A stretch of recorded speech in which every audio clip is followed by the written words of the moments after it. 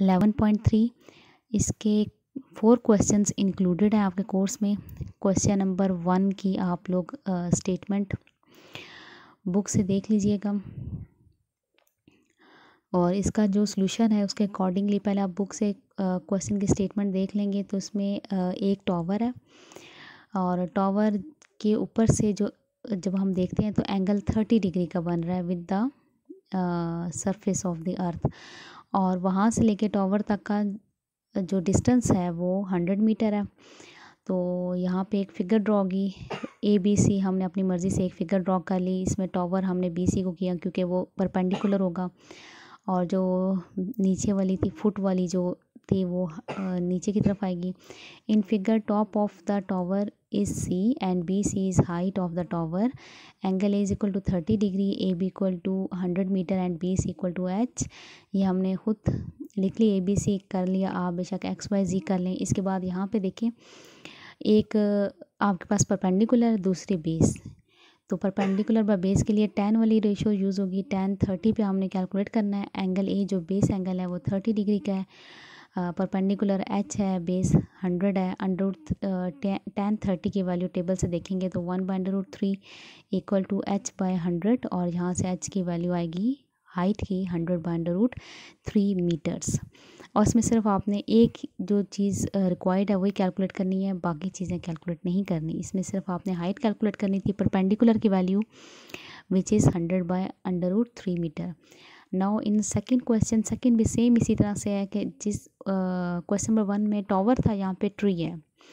Tree की height आपने calculate करनी है और वहाँ पे और यहाँ पे आपका जो एंगल है वो 45 डिग्री का है और जो डिस्टेंस है वो 20 फीट का है।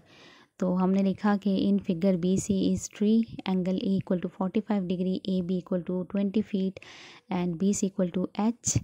tan है क्योंकि इसमें भी परपेंडिकुलर एंड बेस है, दो चीज़ें हैं। हाइपोटेन्यूज की ना वैल्यू गिवन है ना हमने कैलकुलेट करना है।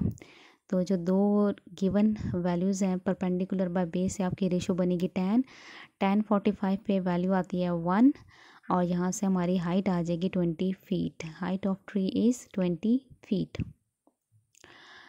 क्वेश्चन नंबर 3 में काइट की हाइट कैलकुलेट करनी है कि उसकी ज़मीन से कितनी हाइट है, और उसकी जो स्ट्रिंग है उसकी लेंथ है 50 मीटर, और let kite is at point C point पे है, और उसका जो एंगल है विद बनता है with the surface of the earth is 60 degree. Angle A equal to 60 degree, BC equal to height and AC equal to 50 metre. यहाँ पे आपके पास है परपेंडिकुलर और हाइपोटेन्यूज, तो इसलिए आपका बनेगी रेशो साइन की।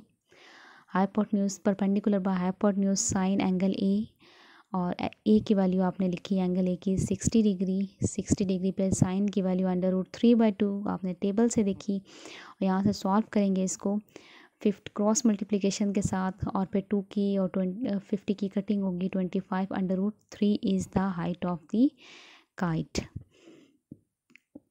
क्वेश्चन नंबर 4 में आपके पास एक स्पोर्टिंग रोप है। स्पोर्टिंग रोप AC है which is 10 metre long and height आपने उसकी कैलकुलेट करनी है।